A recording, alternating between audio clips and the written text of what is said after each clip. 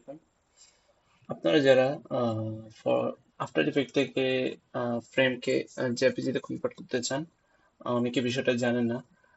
আজকে আমি বিষয়টা বুঝিয়ে দেব স্টেপ বাই স্টেপ। এখানে একটা কম্পোজিশনে আমাদের এই ফাইলটা আছে। এখন আমি চাচ্ছিলাম হচ্ছে এই ফাইলটাকে আমি জেপিজি ফরম্যাটে সেভ করব আমার ফাইলে। তাহলে আমি কি করব? আমরা ফার্স্ট অফ অল এখানে যে কম্পোজিশনে ক্লিক করব। কম্পোজিশনে ক্লিক করার পরে আমরা দেখতে পাচ্ছি সেভ ফ্রেমে যেখানে ক্লিক করার পরে আমরা দেখতে পাবো ফটোশপ লেয়ার, এখানে ক্লিক করব।